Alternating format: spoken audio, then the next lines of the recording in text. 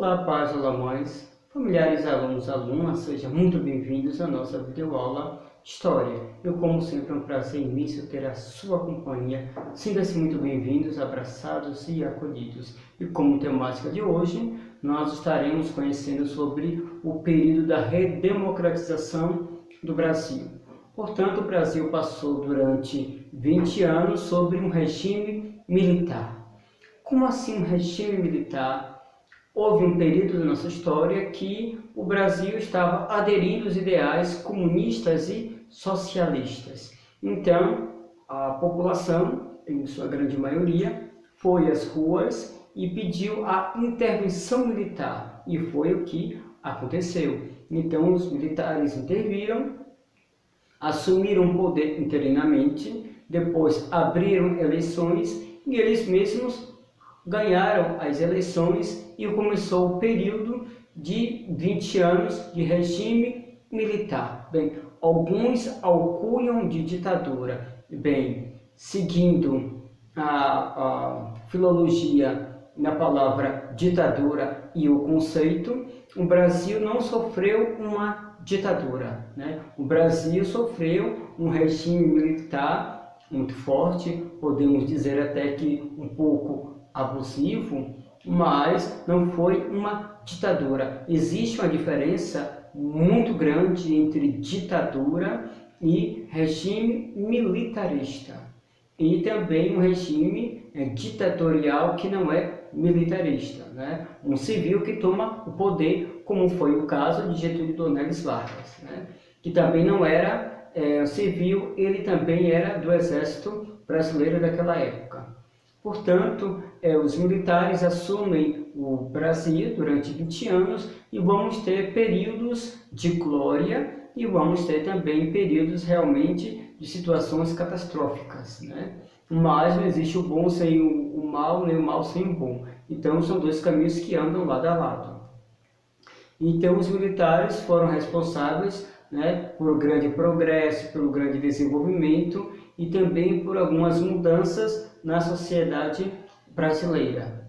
E com o final do regime militar, em 1985, o Brasil se prepara para ter eleições. Mas, de fato, o Brasil vai ter eleições sim, mas quem vai eleger é o próprio parlamento de 1985, 1988. Eles vão escrever uma nova Constituição, uma nova Carta Magna, a nova Constituição, como o país vai ser gerido.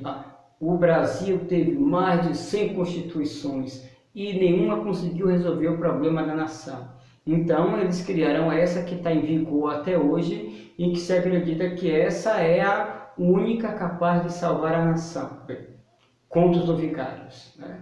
Mas, enfim, então, com a redemocratização, com a eleição de Tancredo Neves, que foi primeiro-ministro do Brasil, da República, mas o cargo de premier não deu certo. Então, o Brasil voltou à condição de presidente. Quando Tancredo Neves é eleito, ele morre e assume o seu vice, que é José Sarney. Mas é assunto que nós estaremos conhecidos no nosso livro de História, na página de número 104. Lembrando, página 104 do nosso livro de História. Olha só o nosso livro.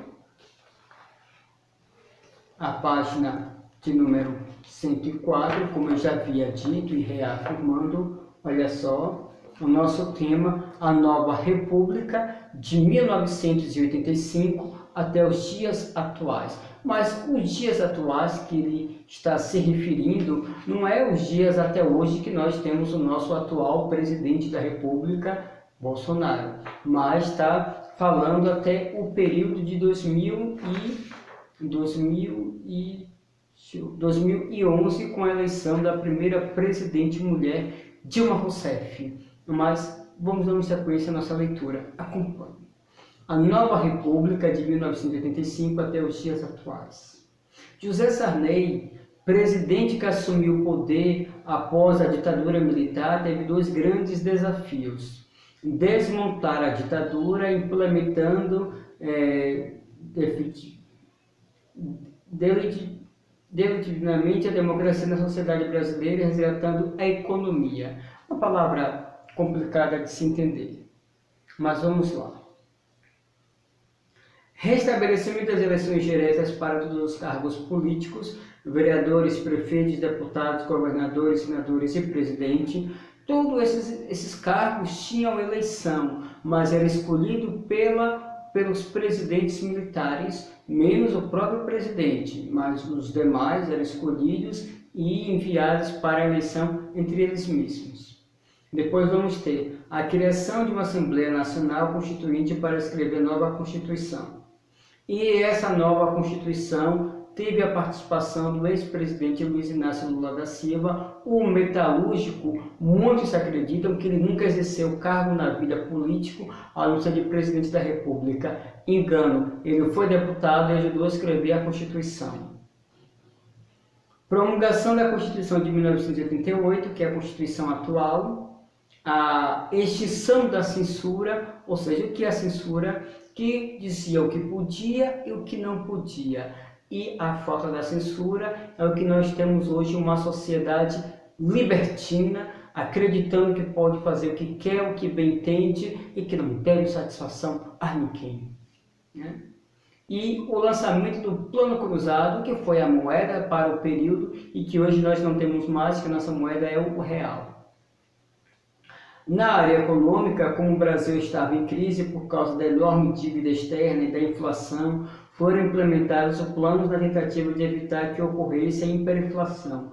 A equipe econômica de Sarney propôs vários planos, dentre eles o principal foi o Plano Cruzado I.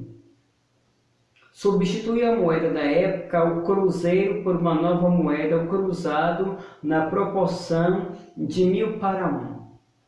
Proibiu por tempo indeterminado que os preços de aluguéis e taxas de câmbio subissem. Criou o gatilho, ou seja, toda vez que a inflação atingisse 20%, os salários deveriam ser reajustados para que todos tivessem direito de comer, de beber, de dormir e de consumir, né?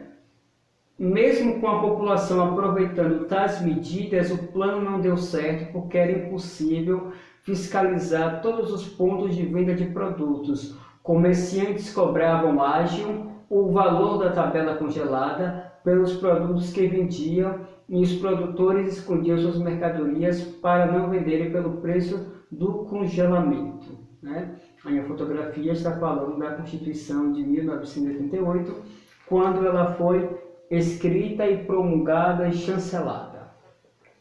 Mas, professor, não entendi o que o texto chegou a dizer. Então, houve um período na história do Brasil que os preços tinham que ser aquele. Então, cada um vendia ao seu preço, cada um vendia ao seu modo, mesmo tendo um decreto de lei que os preços não poderiam aumentar, mas as dificuldades eram tão grandes, os calotes, né, as dívidas aumentando, a falta de pagamento.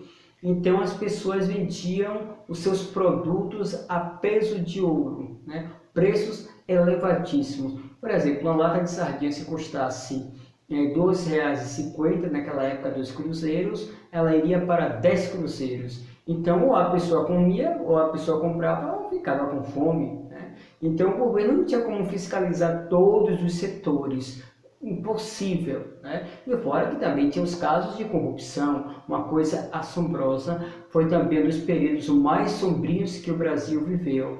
Os seus pais, possivelmente, a depender da idade, mas os seus avós, com certeza viveram isso. Eu não vivi porque tinha acabado de nascer, mas dos anos 90 para cá, comecei a entender um pouco como é que funcionava o Brasil. Como vocês viram a fotografia do livro, está festejando a criação da nova Constituição. A Constituição de 1988, ainda século XX, diz o seguinte, né? Eleição direta para presidente, governadores e prefeitos, direito ao voto para analfabetos, voto obrigatório dos 18 aos 70 anos, todos aqueles que têm de 18 a 70 anos que não votam, perdem os seus direitos, são caçados e pela Constituição é crime contra a nação não ir às urnas, né? Isso não é democracia. Voto facultativo para jovens de 16 e 17 anos que não são obrigados a votarem, mas se quiser votar, pode votar. Né? Igualdade de direitos e obrigações entre homens e mulheres. Homens e mulheres têm os mesmos direitos e deveres. Combate à discriminação e ao preconceito de todo tipo, étnico, se é brasileiro, se é estrangeiro, se é indígena, sexual, se é gay, lésbica, transexual e etc. Né? Religioso, se é evangélico, se é católico, se é espírita, se é de religião de matriz africana, se é judeu, se é árabe, muçulmano, tem que ser respeitada a religião. E condição social, pobre, rico, classe média alta, classe média baixa, classe média estável ou classe de extrema pobreza. Né? É o que diz a nossa Constituição. Então, como nós já conhecemos, vamos conhecer agora as eleições diretas na página número 105. Eleições diretas. O final do século XX foi um período de mudanças significativas para a sociedade brasileira. Finalmente, com a Constituição de 1988, as primeiras eleições diretas puderam acontecer. O Brasil tornou-se uma sociedade definitivamente democrática, entretanto, o grande desafio de tornar a sociedade mais igualitária ainda permanecia. Né?